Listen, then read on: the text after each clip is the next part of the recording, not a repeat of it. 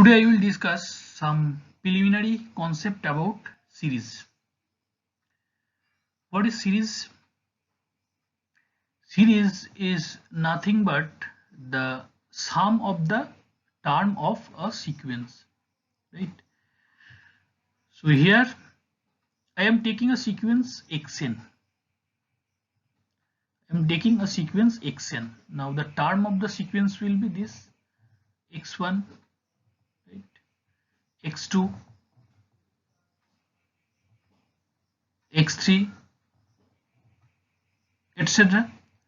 So here the series is actually the sum of these all terms of the sequence. So this is series x1 plus x2 plus x3 plus up to infinity for infinite sequence. So this is the series. Therefore for any sequence whether it is contains finite or infinite terms, it actually does not the definition actually does not depends on how many terms contain a sequence. So actually the series is defined as this way: summation n equals to 1 to infinity xn, where xn is our given sequence. Now if the range set of the sequence contain finite terms, then the corresponding series is called finite series, and if the range set of the sequence contains infinitely many terms, then the corresponding series is called infinite series. So there are basically two types of series on the basis of number of elements. One is finite series and another is infinite series. So for finite series, it is always possible to find out the sum of the series, right? So in that sense, you can say that the series is convergent series. So for finite series, you always find out the sum of the terms, but for oscillatory sequence, it is not possible to find out a unique sum, right? So in that case, the series will not be convergent. So if it is possible find out a unique sum of the series, then the series is called convergent series. And if it is not possible to find out any sum or unique sum of a series, then the series is called divergent series or oscillatory series, right? Now next, the most important concept is partial sum of infinite series. So here I would like to say that here I am discussing only the concept about infinite series, right? So here what is the partial sum of infinite series? So partial sum means let summation n equals to 1 to infinity xn be a series. Then the partial sum of this series is defined as this way: Sn equals to summation I equals to 1 to n xi, right?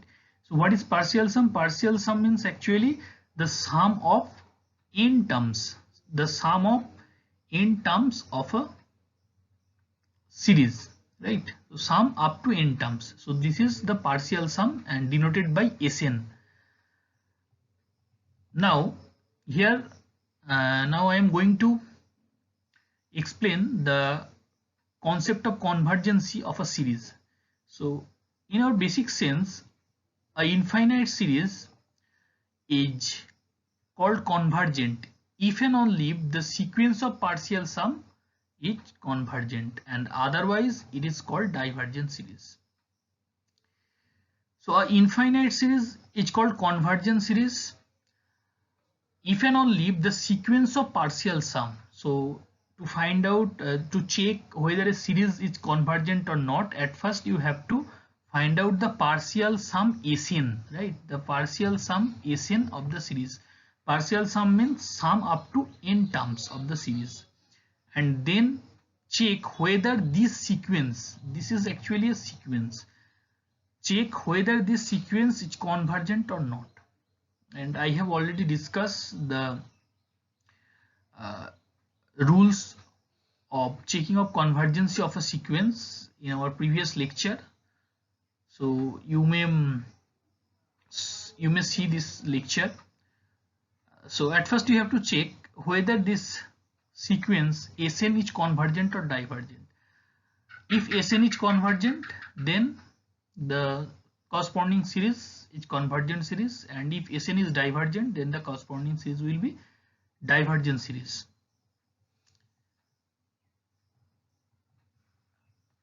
There is some important notes. So our first note is, if this series, that is summation xn, is convergent series, then it has finite sum, that is finite unique sum, and limit n tends to infinity xn equals to 0. If n equals to 1 to infinity xn is convergent series, if this is convergent series, then limit n tends to infinity xn equals to 0, right? So it is actually the necessary condition of a sequence to be convergence, right? But this condition is not sufficient condition. So it is not sufficient condition means if limit n tends to infinity xn equals to 0, this may not imply that the corresponding series will be convergent, right? If this limiting value n tends to infinity xn equals to 0, then the corresponding series may or may not be convergent. So this condition will not be sufficient, but this is necessary. That is, if a series is convergent, then the corresponding sequence, then the limit of the corresponding sequence will be 0.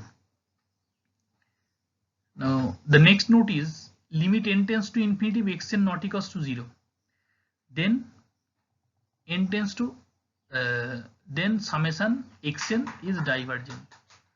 If limit n tends to infinity xn not equals to 0, then n equals to 1 to infinity xn is divergent. And conversely, this converse may not true, right? So to check the divergency of the series, if it seems to you that the series will be divergent, then just check the limit of the corresponding sequence. If the limit of the corresponding sequence of a given series, that is limit n tends to infinity xn not equals to 0, then the series will be divergent series, right? But if limit n tends to infinity xn equals to 0, then there is no conclusion whether the given series is convergent or divergent. So for the limiting value 0, there is no conclusion, but if the limiting value is non-zero, in that case the series will be divergent series, right? And as usual, converse may not true. There is this short example. Check this series is convergent series. N tends to infinity 1 by n of n plus 1 is convergent series. Check this series is convergent. So as I have told earlier that infinite series is convergent series if the sequence of partial sum is convergent, right? So to check the convergency of this series, check the sequence of partial sum. At first you have to find out the sequence of partial sum. So beside this, there is so many short tricks or short method by which you can determine whether the series is convergent or not. So I will discuss that method in our next lecture. So this is our preliminary method, or this actually comes from our definition that this series is convergent if its corresponding partial sum is convergent, right? So here the corresponding partial sum will be this: Sn equals to 1 minus 1 by 1 plus n. Sn, this is actually sum of n terms of the sequence start from taking n equals to 1. So here this is our series. So first term will be taking n equals to 1. The first term will be 1 by, the first term will be this 1 by 2, What is the second term? The second term will be just putting n equals to 2 in this sequence. So 1 by 2 into 3. This is our second term, right? 2 into 3, right? And now just taking this sum up to n terms, that is 1 by n into n plus 1, right? 1 by n into n plus 1. So this is our Sn. This is our Sn, and after some calculation, you will get this 1 minus 1 by 1 plus n. Actually, you can write this half. You can write this half as 1 minus half, and you can write this 1 by 2 into, this is 2 into 3, right? This is 2 into 3. 1 by 2 into 3 means you can write this. You can write this as 1 by 2. 1 by 2 minus 1 by 3, right? And you can write this as 1 minus 1 by 2. 1 minus 1. So, and similarly, using this similar process, you can split every terms of this sequence in this process, and here cancel out this and this, and similarly cancel out the all terms, and remaining terms will be this 1, and the last term is 1 by 1 plus n. So this is our sequence of partial sum. And now just taking the limit of the sequence of partial sum, this is equals to 1. So that's why this is convergent sequence. Therefore our given series is convergent series, right? Our given series is convergent series. Next, the most important theorem, which is called Cauchy's principle of convergent. So this principle actually says that a series Xn is said to be convergent. Series Xn is said to be convergent if a p-assigned positive epsilon, positive epsilon greater than 0, there exists a natural number k such that xn plus 1 plus xn plus 2 plus xn plus 3 plus up to xn plus p less than epsilon for all n greater equals to k, and every natural number p. So for any series summation xn, this series is called convergent series if a p-assigned positive epsilon there exists a natural number, that is if it is possible to find out a natural number k such that this relation holds mod xn plus 1 plus xn plus 2 plus xn plus 3 up to xn plus p less than epsilon for all n greater equals to k, and for every natural number p. Here p is natural number, that is p equals to 1, 2, 3, etc. So this theorem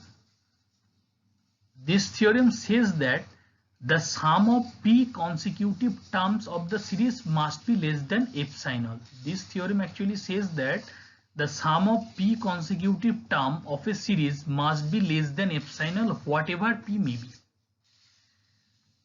This Cauchy's principle, this is the actual concept of Cauchy's principle, that the consecutive terms, that consecutive p terms of the series, you may take p terms from any position of the series, but always the sum of these p terms less than epsilon, right? In mathematical notation, you can write this as this way: Sn plus p minus Sn mod less than epsilon, where Sn is sum of n terms, So this to check whether a series is convergent or not using Cauchy principle, you just have to check this condition: Sn plus p minus Sn mod less than epsilon null, whether it holds or not. If it satisfies, then the series is called convergent, otherwise it is not convergent, right? So that's it, the basic concept or preliminary concept of series. And in our next lecture and next slide, I will discuss some rules by which you can check whether the given series is convergent